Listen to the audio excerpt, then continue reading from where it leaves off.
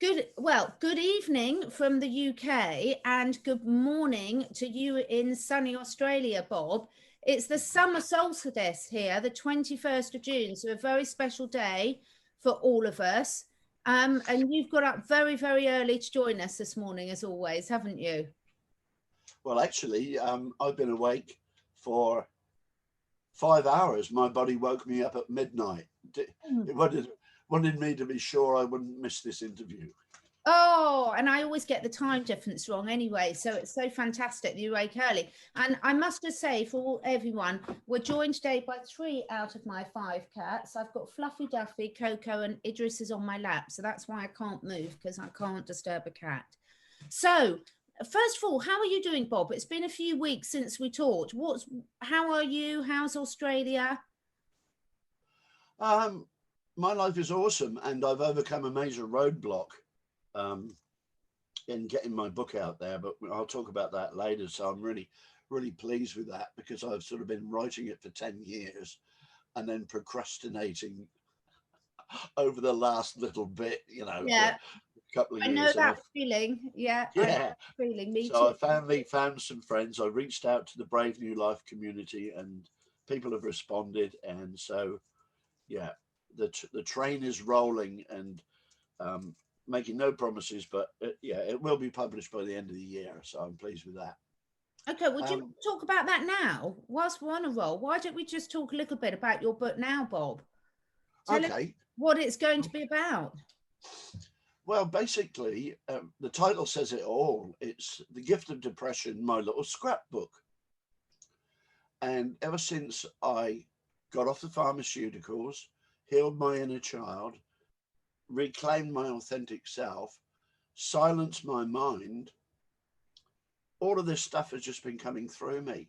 And it's almost like automatic writing. So it'll wake me up 3 o'clock in the morning. I just get on the keyboard and type. And so everything that I've typed, I just kept throwing into a folder, throwing into a folder. Um, and then I got all these one liners. So I made little insight posters or memes from them, and I threw them in the box there. And it's an amazing story, but I didn't want to produce a how-to book Yeah, because for me we're all sovereign, unique, and equal. And all I wanted to do was just to share the process that I went through from being suicidal for 25 years to being master and commander of my life, but without any structure, because I one of my missions is to reclaim the innocence that I had as a child. And so I had all these writings and all this stuff. What am I going to do with it? And then that title just came to me, The Gift of Depression, my little scrapbook. So it doesn't need structure. I'm just wonderful. going to I'm just going to compile all the writings, all the memes, a page of useful links and acknowledgements. And what I'm hoping is people will feel the book more than think it, Yeah, because that's what it's all about for me. Yeah. I can't So that's wait. I really can't wait. That's just going to be such a wonderful resource because having known you for sort of probably about a year now, distantly from afar, you really are full of wisdom. And what I really like about you, Bob, is you actually walk the talk and you're living the life that you talk about rather than preaching and then doing something very different in your life. Interesting enough, I can resonate with that because I've been meaning to get my book out for about 8 years, and then I am just going to really start on a roll and sort of getting it out, and I've got a friend who's going to help me with that. And mine is, well, my first book that I'm putting out is all about the messages from the animals, because having lived and worked with animals for so long, there's so much wisdom I've learned from them and such special messages that can help any human. So, a bit similar in a way, it's not a how to at all. It's really words of wisdom from the heart of the animals and from the spirit of the animals that have really helped myself and other people I know in our journey, really. So, I'm really excited about freeing up some time to do that over the next few months as well. So great. I'll race you to it. I think you might. oh no, no, and Yeah. that's the other thing that's really present for me Deep at the in here. moment. Cheers.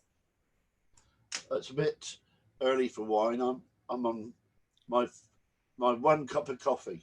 It's a big cup though. Yes, you see, it's late at night here, and I started off with my neat celery juice, which I absolutely love every morning, and I'm finishing off with my grape juice. But if I had a rum and coke now, I'd I'd, I'd be asleep in about an hour and a half's time. Exactly. Yeah. But one thing that, as we're going with the flow, you just mentioned the word race, and Ingest. no, this is what it's prompted in me. The power, the words that people use are so powerful. Well, the words that I use are so powerful because they create my reality. Now, Yeah. if you look at the words that humanity is using, we even call ourselves a human race, Yeah. which implies that we are in competition with each other, which we are. Our whole society is based on competition, which is why we're all scrambling over each other to get to the top. When you get to the top, there's nobody there but you. Well, So I don't use human race anymore. I just use I'm a human being. I'm just We going are a human species. to send you a lovely quote my daughter sent me on that very note day. This is one of the things that inspirational quotes that she saw. Your competition isn't other people. Your competition is your procrastination, your ego, the unhealthy food you're consuming, the knowledge you neglect, the negative behavior you're nurturing.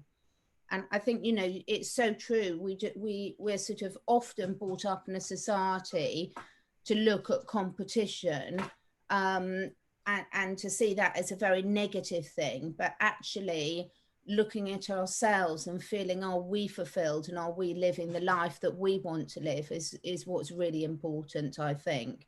And which leads us on nicely to one of the main things we wanted to talk about today, Bob, which is about the difference between knowledge and knowing. We touched on this in our last course, but I know that you've been giving this a lot of thought, haven't you, over the last month or so? Well, I don't like to use the word thought because that implies thinking, which implies the left Yeah. brain. What I love to do is ponder, which is more like Heartspace for me.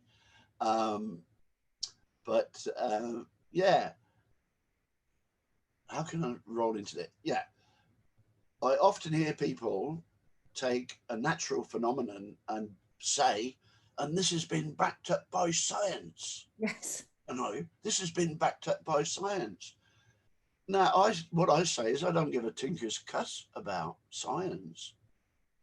If a natural phenomenon has occurred and you've witnessed that and see how it see what it does, like I'll give you an example. I hold a seed in my hand, and I don't need to know the minutiae of how that seed can germinate and all the Latin words for all the stuff that's going on inside. All I need to know is if I put it in the soil and water it and give it sunshine, it will grow, and I've got a basket full of mangoes.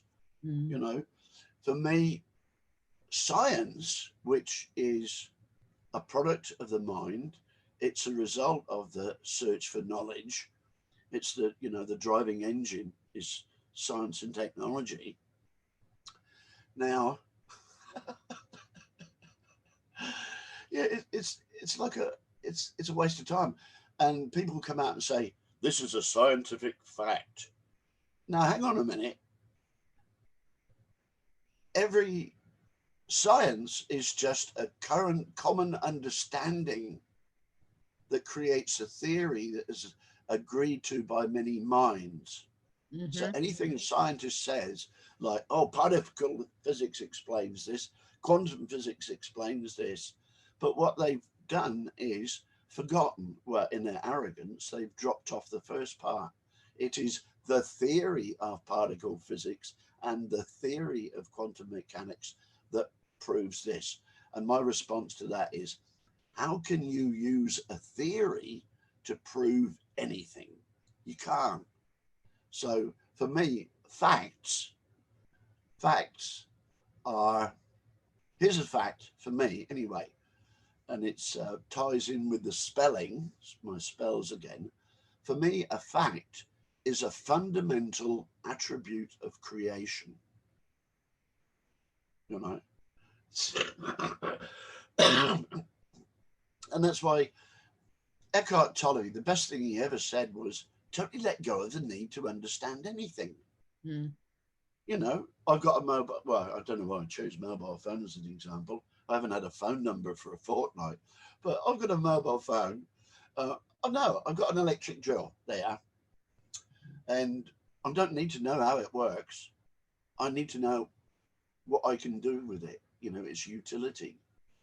So for me, the pursuit of knowledge it has benefits in my life, and I acknowledge those benefits here.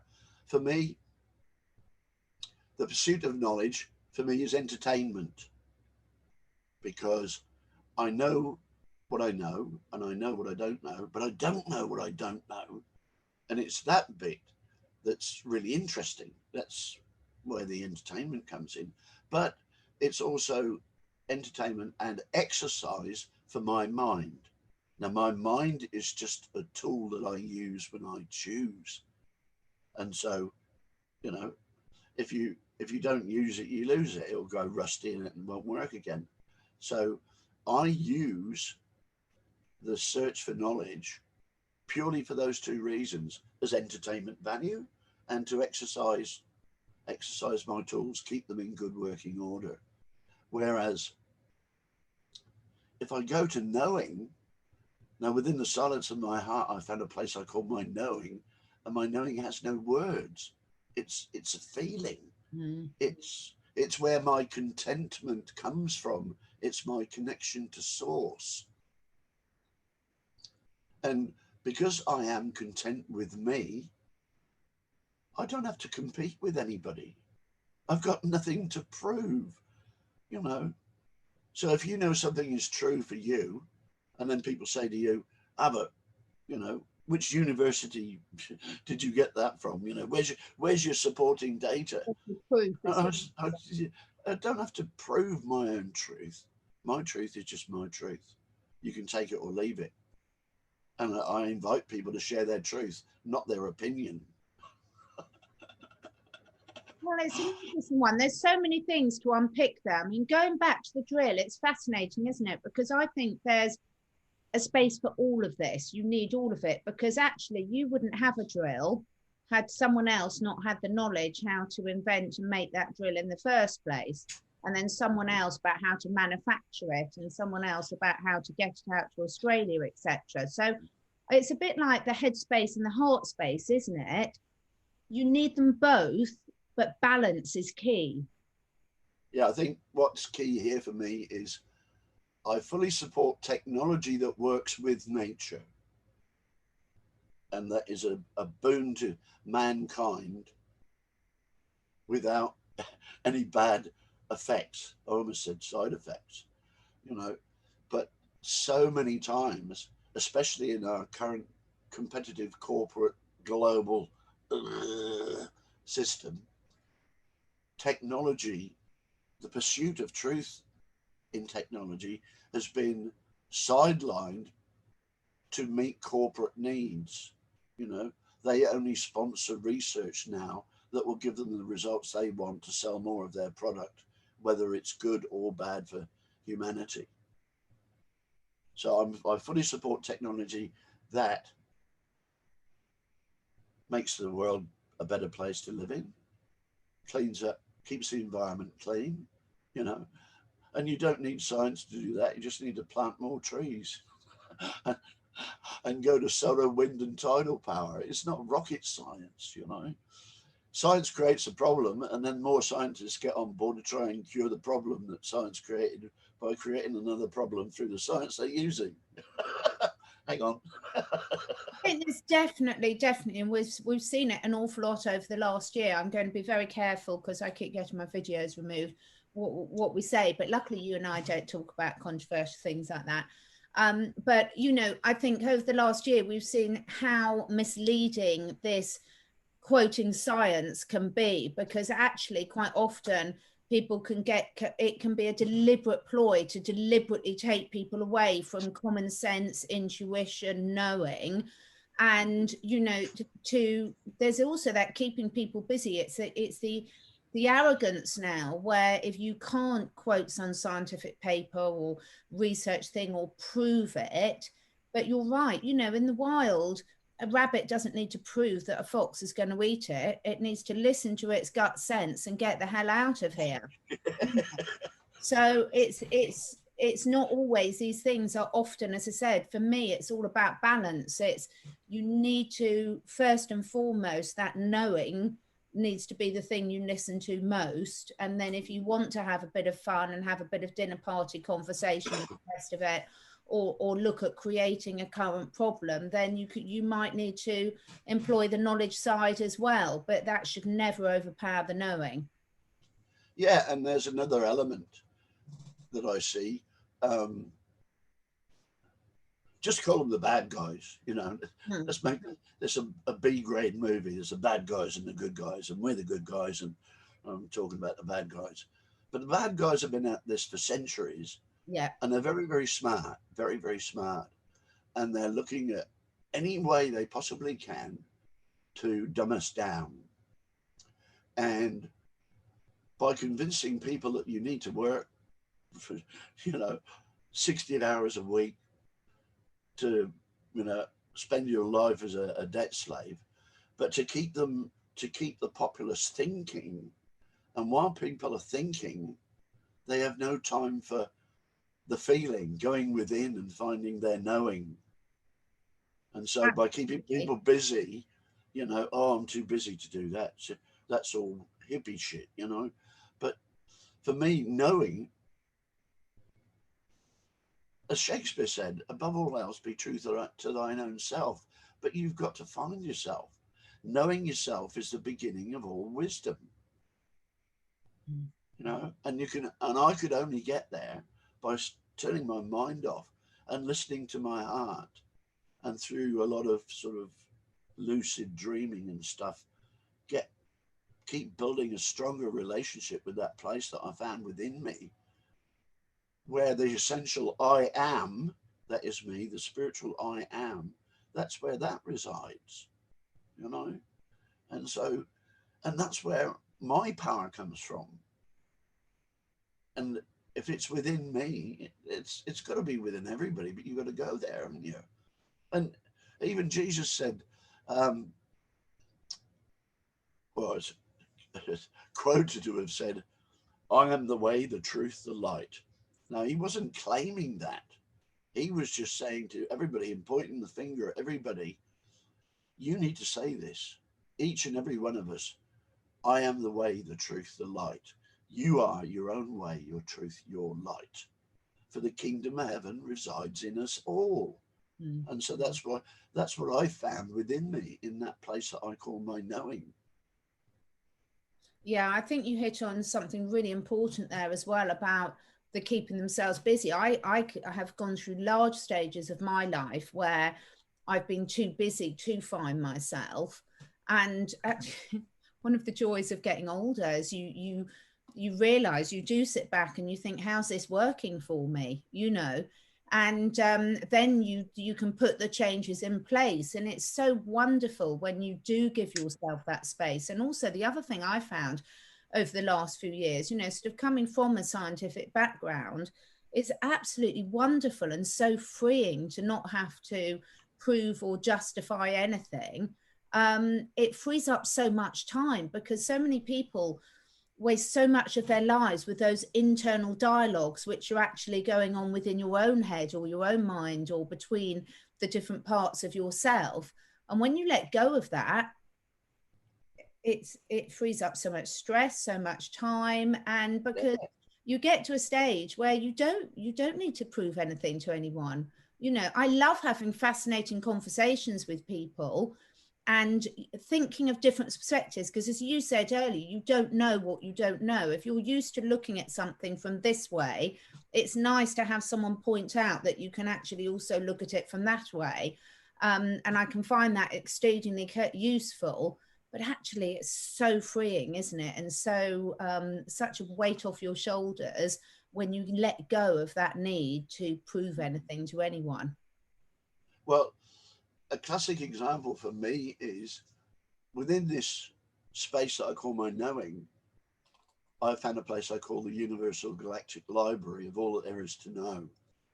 Um, and some people call it the Akashic Records. Mm. But for me, all of this writing and all of these little insights that I'm getting, that's where they're coming from. Yeah. You know, I've got a strengthening connection with that place within me.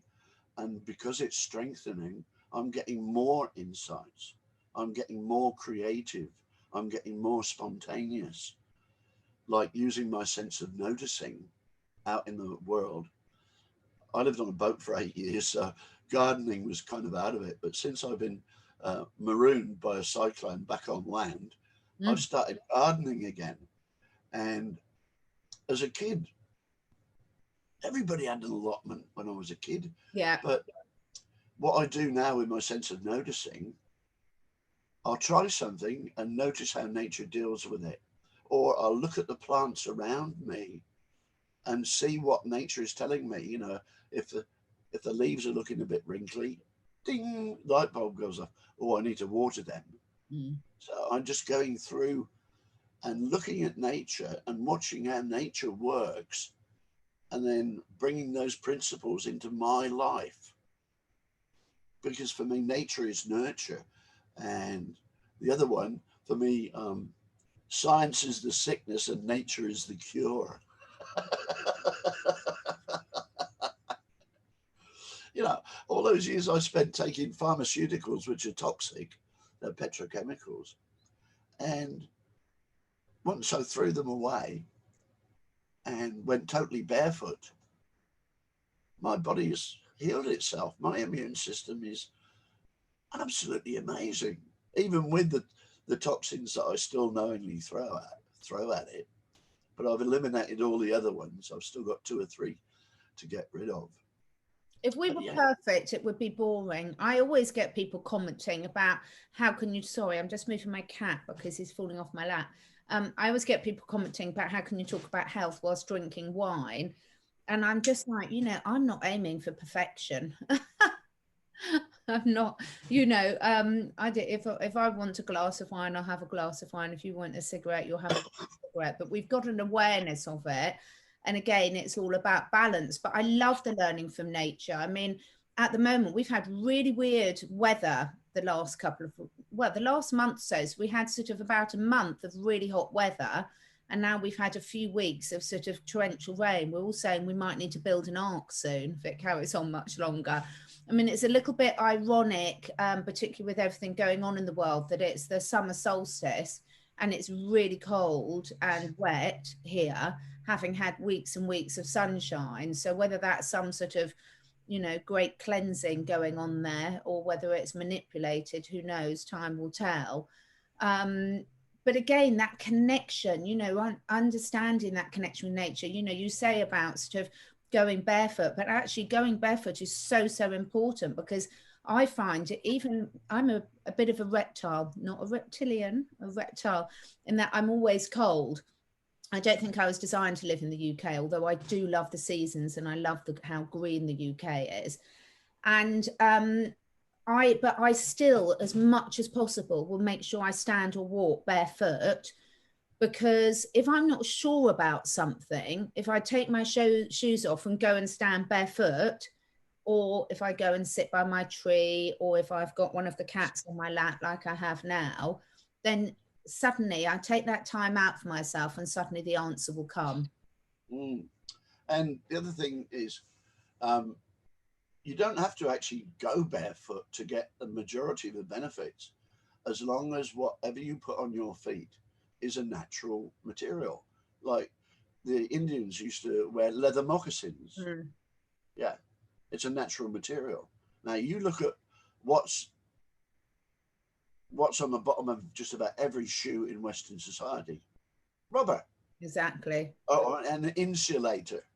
It's insulator, and you can't tell me that's not intentional. The bad guys, Separation. the bad guys have got this covered from every angle. Completely. Separation. What, every step of the way, how can they separate people from each other and people from nature? Because with separation becomes doubt and fear and insecurity and all the things that go with it.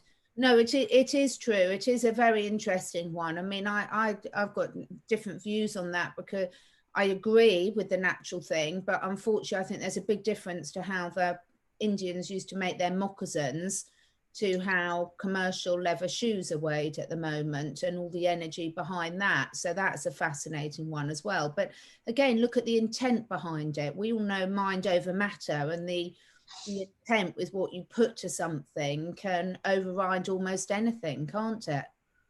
Yeah. Well, you just hit on a really big one for me, because like anything that's manufactured, let's look at pharmaceuticals.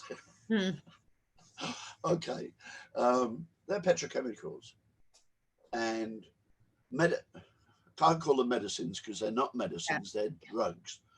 But these drugs are constructed by observing the behavior of a natural plant or herb, and it is herb, not herb. Yeah, we say herb Yeah. as well. Yeah. Yeah. And so that, yeah, this particular molecule in this plant looks like it can cure ED. So we will duplicate that in a laboratory using chemicals. Yeah.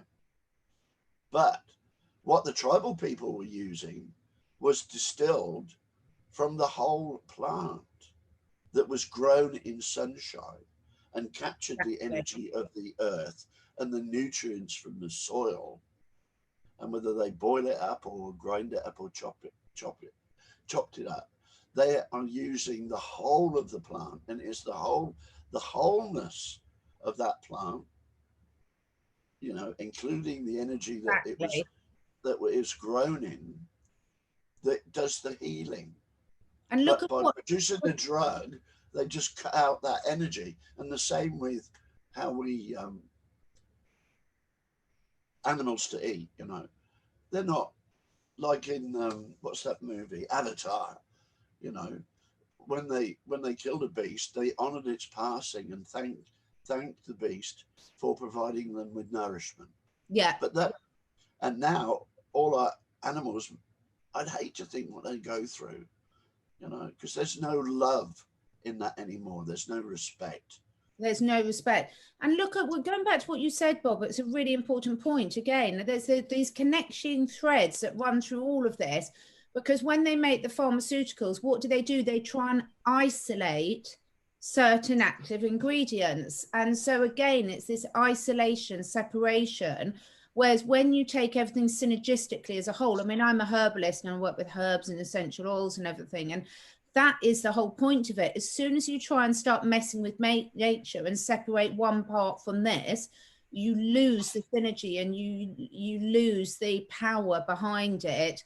And in fact, it can be really harmful, because most forms of isolation are harmful to life. Yeah, yeah. It's so simple, isn't it? There's a few people I wouldn't mind putting in isolation, but yes, but that's intent. You see. That's intent. We want to. Yeah, we could. That's a definite discussion for. But we can think about that secretly, and we know we agree. But coming back to the knowledge and the knowing, because I think this is a really, really important one, and again, particularly at this moment in time.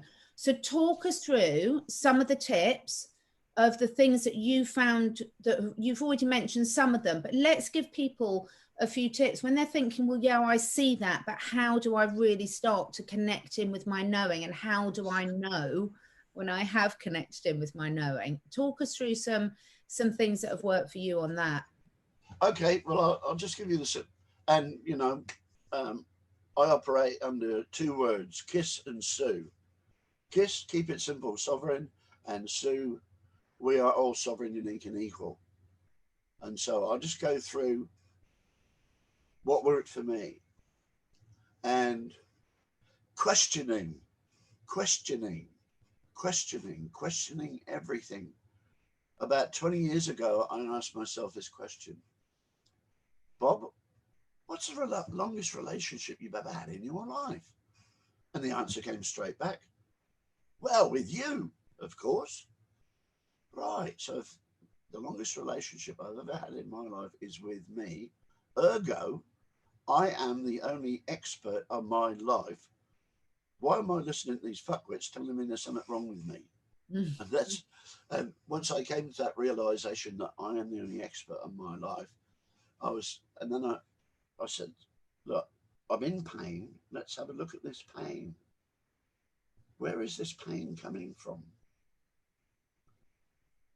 And it, you know, I was living the magazine life. Everything was rosy, and all of a sudden, my life just crumbled.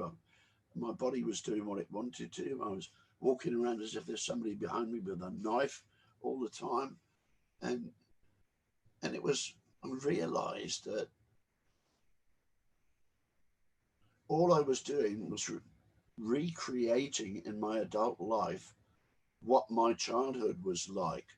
My childhood was a very frightening and dangerous place. So I often felt like that. And so I went and did the work of healing the wounded child. And John Bradshaw, God bless him, he saved my life. So I did that work. But then that was only part of the story. I also realized that I wasn't living my truth. So when I took command of my life, and this is what one thing that anybody can do, I just decided one day, coincidentally with me becoming a ship's captain, I just took that ideology and applied it to my whole life. I am master and commander of my life, and I take full responsibility for this life that I do create. And so the first thing I did as master was to set my life purpose. And I set my life purpose to simply find my own truth. And how do I know what is my truth? Whatever resonates with my heart. And that began the journey of discovery.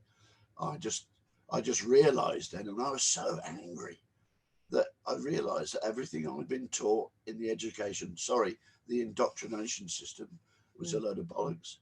Everything my parents told me was a lie. Everything that I saw on the media was a lie. It was all a lie. The truth was 180 degrees away from everything that I'd known. But slowly, by questioning everything, and yet that resonates with my heart. That's part of my truth. That resonates with my heart. I began to establish what my truth really is. And the truth is, for me, is I am powerful beyond measure. We are all powerful beyond measure. It's only our fear of how powerful we can really be that holds us back. And that was another realization that I had. Why I went on to antidepressants was I was having all these overwhelming feelings, and they were just too big to manage. And the drugs numbed them down again. So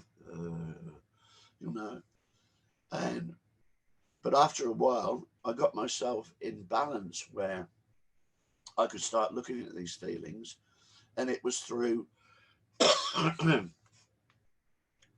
getting back and then just going back to childhood and feeling the terror that I felt then and feeling all the shame and stuff. And I was on the boat and I just let all the feelings splurge out. I just got them all out.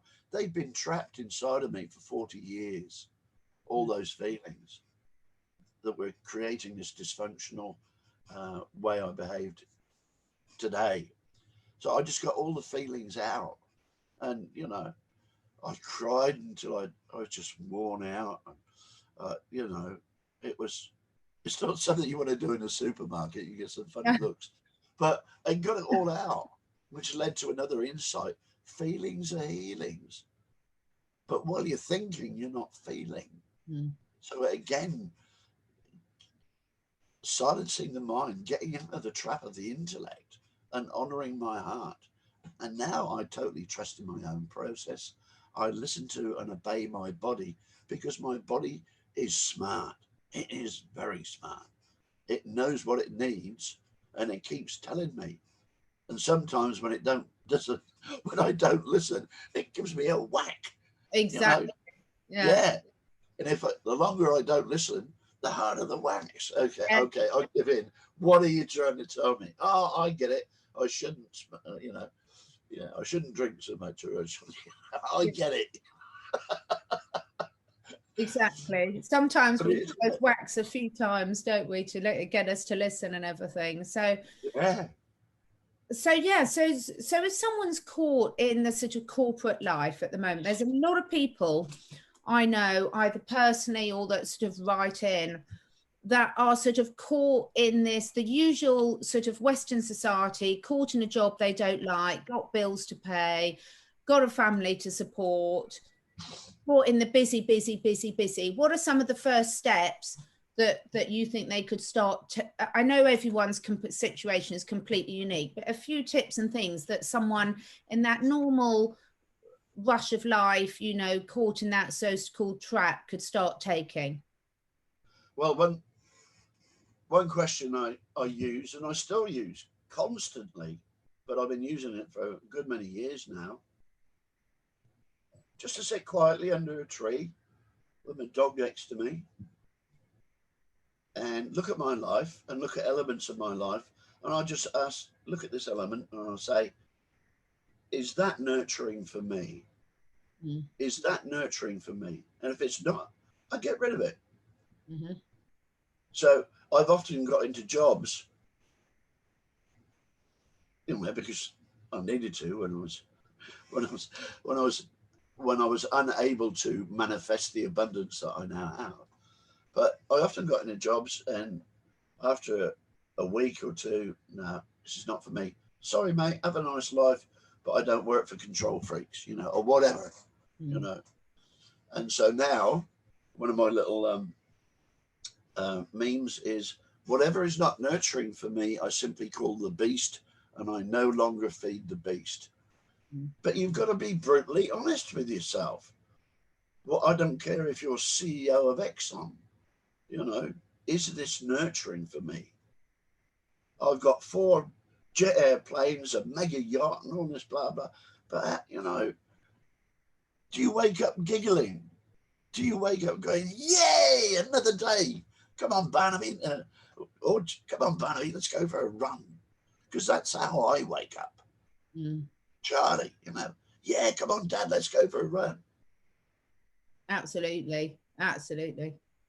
Yeah, and it's that simple. It's It's that simple. it's that honesty with yourself, and as you say, you have to give your self that time to feel, don't you? You can't intellectualize any of this. It's got to be from the feeling, from your heart space, and I would say just practice, practice, practice with that, because you know, as you say, it's waking up that muscle, it's waking up that deep intuition deep within inside yourself. And the more you do it, little steps at a time, if that's what you feel comfortable with, the easier it gets, doesn't it? Yeah, yeah. It's it's like anything, you know. When you first learn it, trying to learn to ride a bike or do the tango, you know, you're tripping over yourself or falling off your bike or driving a car. But after a while, you know, the process becomes automatic. It's far away back here, and now it just naturally happens for me. You know, I just feel it. Oh no, especially with people. If there's somebody coming towards me and they're radiating an energy that's not nurturing for me, I just don't engage. Yeah. You know? For me, there's only 2 sorts of people: there's snakes and teddy bears. You know, and you're a beautiful teddy bear. Um, Talking of beautiful teddy bears, I've got to show you my youngest. Sorry, he's on my hat. Honestly, I just, this is my baby. So carry on, but he's fast asleep on me. But the way I'm sitting, that's why I'm sitting so awkwardly, because he was sliding off my lap. He's so tired. This is Idris, the Wonder Cat, everyone. But yeah, no, Cat, you're so right, isn't it? And it's that that honesty, because also what you realize is you're not nurturing to them. If it's not a vibrational match, you engaging with them wouldn't be nurturing to them either. Well, one thing I've learned, and again, it's so simple, is what I've learned is that what I radiate, I create. Yeah. So I consciously choose to radiate joy. That is a conscious choice that I have made, to radiate joy. Yeah. And guess what comes back? Mm. Joy. I know, look, can you get any more joyful than this? I used to have a black cat. Well, my partner and I did at the time. Yeah. I've Yeah, got, very bossy. he's so tolerant, this little one, but he's not very comfortable. Excuse the squeak on the chair, but I'm trying to stop him sliding off my lap. But he's just adorable. He's such a wild thing, but he's so affectionate at the same time. So I think that's a really good lesson for everyone. Just practice it every day. Practice tuning in. How did this feel to me? Rather than what do I think about this? Because it's a very standard thing that we say to someone, isn't it? What do you think about this? But I don't think so many people, well, probably in our world, they do. They're more likely to say, what do you think about it, than how do you feel about this? I've got a good example. I was working for an orbital engine company in Western Australia, automotive research, and really in the depths of depression. I was participating in and running several support groups. And just one day at work, you go into work and people say, "G'day, Bob, how you going?" And I'd look them straight in the eye and say, "Do you really want to know?" And then most of them would say, "Oh, no, I was just making polite conversation." Yeah. But one or two said, "Yes, Bob, I'm really interested. How are you going?" And so we started a real human to human conversation from that. Well, I'm having a shit day, I can barely function, I can't keep my thoughts straight. I don't know how I'm going to get through the day. But it was just by asking that question, do you really want to know? You've just said, how do you feel? Do you really want to know? And by doing that, I built up my own support network. Yes. At work. And it was a two-way street. And I say, okay, you've heard how I'm feeling. How are you feeling? And it was that by sharing that truth, that raw inner honesty, that helped in the healing process. Wonderful. Absolutely wonderful. Yeah, I think it is very, very important. It's something I would encourage everyone to practice all the time. I mean, I'm doing that with who I'm deciding to talk to, because I'm only doing this just because I love having these wonderful conversations with people, and it opens my mind to new ways of looking at things and sharing, how we are feeling about things, the current situation and everything else that's going on, and also what sort of life we're creating for ourselves. And that's my absolute go-to. How do I feel about this person, and do I want to spend my time talking to them? Well, there's another question, totally fundamental. If you're not creating your life, who is? Exactly. Because if you're not creating your life, you are victim by definition. And I'm not victim. I'm master. I'm sovereign, as all are capable of being. Yeah. Fantastic. Wow. Fantastic. Wow. It is so powerful. And we're having this situation now. We're realizing a lot of the sort of control, aren't we, that we've been under, that a lot of people didn't realize we were under. So that's a really important, question for people to be asking. Myself, if you're not creating your reality, then who is? So that leads us nicely on to looking at the other area that you wanted to talk to, about connecting the dots, about deception. Yeah. Going back to our old B movie that we're making, with the bad guys and the good guys. Yes. And just looking at that period between 1900 and 1930, you've got the beginning of psychiatry, and you've got the Rothschilds that had their stranglehold on the banking system of most of the civilized world at that time. And then you got the Rockefellers that controlled oil. But by controlling the oil industry, they controlled the petrochemical industry. Yeah. And by controlling the petrochemical industry, they controlled the pharmaceutical industry. During that period, I think it was the Rockefellers took over the education or indoctrination system in the UK, in the USA, and of course, you know, it spread. And the main purpose of that was to get rid of free thinkers and produce robots that learnt by parrot fashion and were merited on how they could repeat certain verbiage rather than being encouraged to think creatively and freely. So around about that time, it just feels like, you know, this had been bubbling for centuries, but Yeah. this was the time they started to tighten the noose. And then since then, in every way I can imagine, just looking at what toxins am I surrounded by, and what did I notice in my growing up? Well, let's talk about aluminium, and it is aluminium. It's not aluminum. Mm. um, On all the Americans today, are we? don't take me there. Don't take me there. You are actually a Brit as well, you see, so you've got our sense of humour. So yeah, but you know, aluminium has been connected to Parkinson's disease, and yet in the 50s, what was your cookware made of? All your pots and your pans. And we wrapped everything in aluminium foil, and you sent your kids to school with your sandwiches wrapped in aluminium foil and everything. Yeah. What did you get put in your teeth? Yeah. A metal amalgam, and mercury. Yeah. I just lost my train of thought there. Yeah, aluminium, and it was the dawn of sort of television, which is mass radio transmission. Absolutely.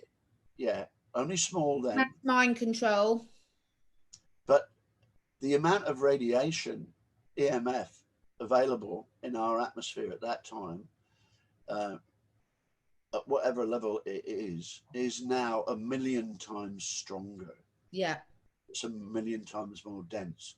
So we've got EMF, which was just 4G, 5G. Aluminium. What do women get breast cancer? What's in underarm deodorant? Exactly. Aluminium. Asbestos was the best thing since sliced bread. Until 20 years later, people are dying of cystic fibrosis. So everything that they throw at us, that this is a boon to mankind, you can bet there's a backstory to. Well, look at Teflon as well. And, you know, people might say a lot of these things, well, you didn't know. And hindsight is a wonderful thing. So certainly in some cases, possibly they didn't realise. But history has shown that in a lot of cases, they did realise and they covered it up. Yeah, well, like tobacco. Exactly. Yeah, they denied any connection to cancer for 40 odd years. And they knew. But they already, within their own internal organizations, had done the test work and they knew that it did. Exactly. And that's just corruption. Yeah. That's just corruption. And it's the same with the pharmaceutical industry, because all of these these dead organizations, they want customers, they don't want cures. It's all about maintaining the flow of money to them. Yeah. They're not concerned about our well-being. And I spoke to a pharmacist the other day, just a local one. He's a lovely guy. He's about my age, so, you know, he's still got a sense of humor. And I said, what's it like being in the healthcare business? He said, I'm not in the healthcare business. I said, what do you mean? I said, I am in the disease management system. So he knows it, you know, he knows it. Yeah. Like, that's why I don't get, for me, DR or doctor just stands for drug retailer, because every time I went to the doctor with a symptom, they give me something to alleviate the symptom, but not deal with the cause. They gave me a drug. They gave me a drug. And a lot of those drugs I found, especially Nexium for reflux, they ended up, I really had most of this esophagus got so inflamed that they thought I had a tumor there. And so I did some research on Nexium. And yeah, it's been strongly connected to esophageal cancers. Yeah. So what did my doctor have me on it for 8 years? Yeah. And yeah, my heart goes out to my brothers and sisters in the United States, but I'm glad that I'm part of the 95% and not the 5%, because Americans only account for 5% of the world's population, but they consume about 90% of the world's pharmaceuticals.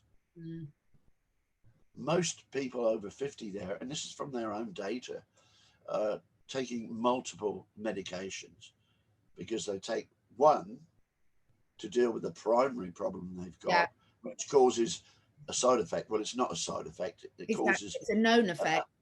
Yeah, it's a known but unliked effect. And so they take another medication for that effect, and that medication gives another effect. So they get another medication. And why there is such an upswelling after, I think, Americans reach the age of 60 or 65, all of a sudden their medical insurance will pay for, any of these medications they need, So it's evil, isn't it? When you think about it, it's very, evil. very sad. I mean, look at what's happened over the last year. And, there's been no public health advice coming out about take your exercise, get outside, eat healthily, take these vitamins and supplements, meditate, hydroxychloroquine. Hydroxychloroquine, ivermectin, MMS. PDS, MMS, that we're both great fans of. And I think the thing is now's the time. I think when you do, the more you tune in to your body, the more you listen to your body, the more, as you said earlier, it gives you messages back. And, we can selectively choose to listen to some of them and not listen to others, but it won't give up. The great thing is about our bodies is our bodies don't give up on us. And they'll, as you say, they'll keep coming back with more and more extreme messages. But I think the thing is, it's like, getting people to trust themselves more, because unfortunately gone are the days where most people can trust the doctor or the vet. I mean, don't get me wrong, I've got some fantastic vets that I work with, and they really are, they genuinely have got the animal's interest at heart, but often they're caught in a system that makes that very, very difficult for them now to operate in. And I'm sure there are some very, very good doctors there that are caught in this very difficult system. Well, I'd rather go to a vet than a doctor. Yeah. Because vets have to use their intuition a lot, because they're not dealing with verbal communication a lot of the time. But, I think when I'll just get Charlie. I can still hear you. Okay. Yeah. You get Charlie in. Charlie. Daddy, hey, hang on. Daddy, get it. Oh. It's freezing out there, Dad. It's freezing. Oh, bless his little cotton socks. Oh. How's he doing now on his own without his brother? Is he doing okay now? Yeah, I think he's quite enjoying being in pole position. Yeah, he gets all the hugs now, and he gets all the trips and all the adventures. Yeah. Bless his little cotton socks. So I think this is where it comes back to your advice, doesn't it? Again, if asking, is this, how did you phrase it? You didn't say, is it kind to me? Is it nurturing to me? Was it? Is it nurturing for me? Yeah. Because I'm very good at meeting my needs, and most people don't know what their needs are. And again, it's very simple. It's food, clothing, shelter, nature, nurture. Yeah. And those last two are so important. We need nature and we need nurture. Yeah. You need to nurture yourself in ways that make you feel good. Exactly. To get the melatonin happening, you know, Yeah. and all the feel good. Because within our bodies, we have, well, the liver can produce any chemicals the body wants, you know.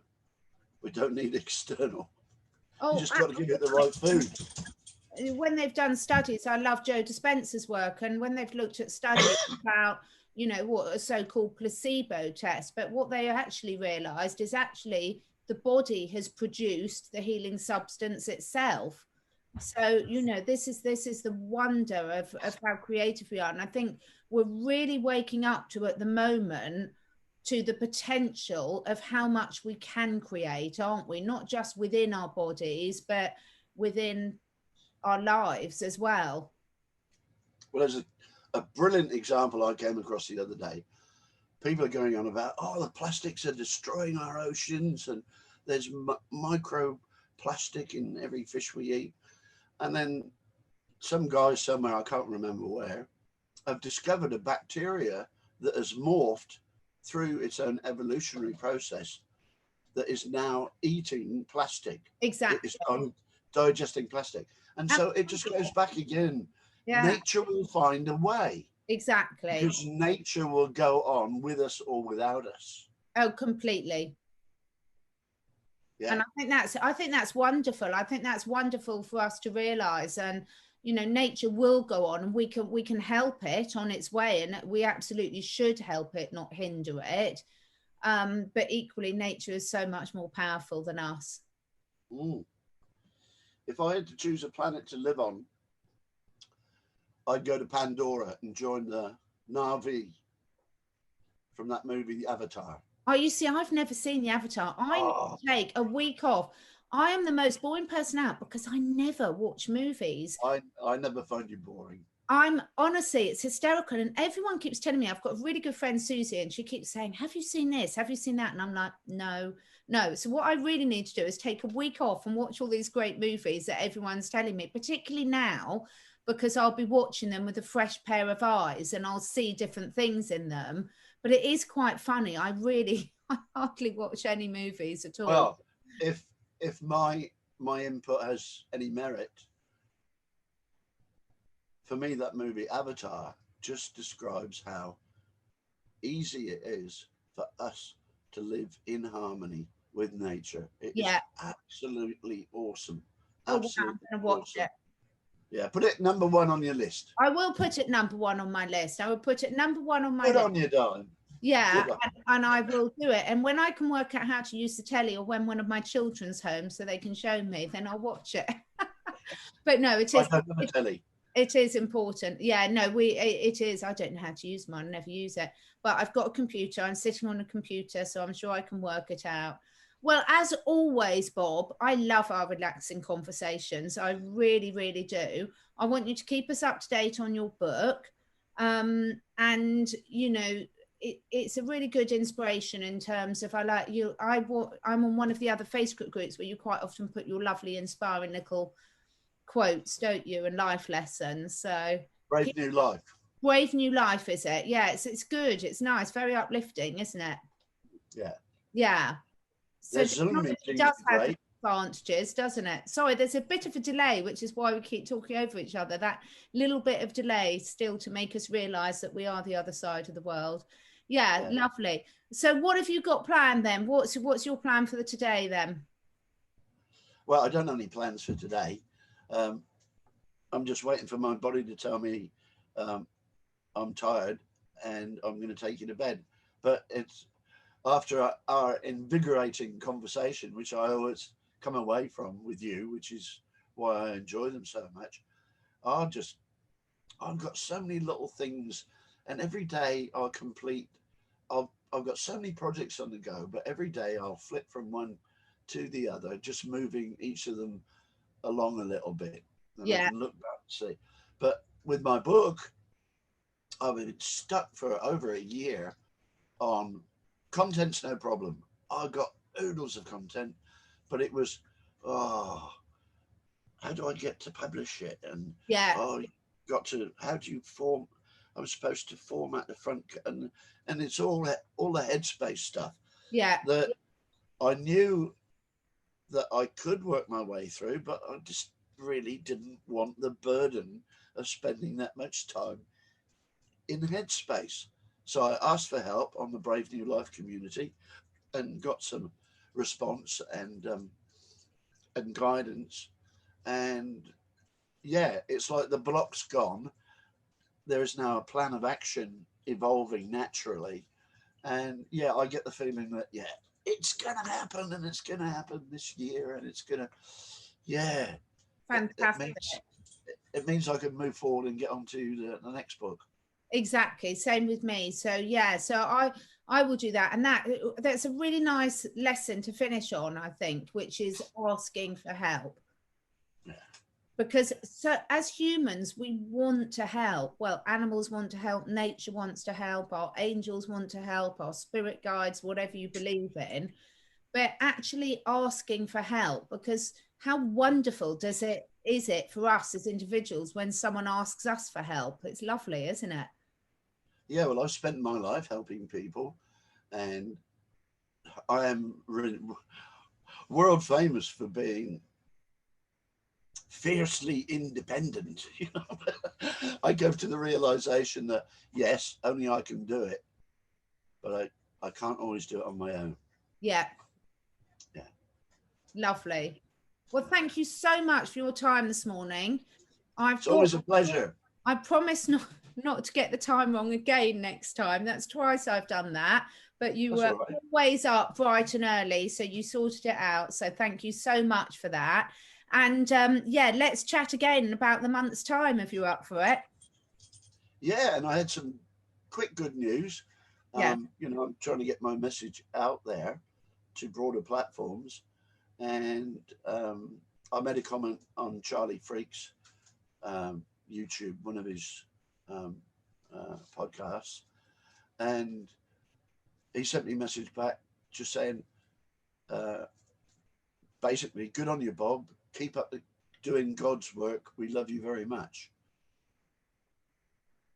Great. And so there is and also there's a facility for me to apply to do an interview with Charlie and just spread my message through that. So yeah, my opportunities for eradicating suicide, and I will, it is doable. Yeah. You know, the opportunities are growing, and that gives me a lovely warm feeling. It really does. It really does. You know, thank you so much for all you do with that. No worries. All right, lots of love. Speak soon. Bye. Bye.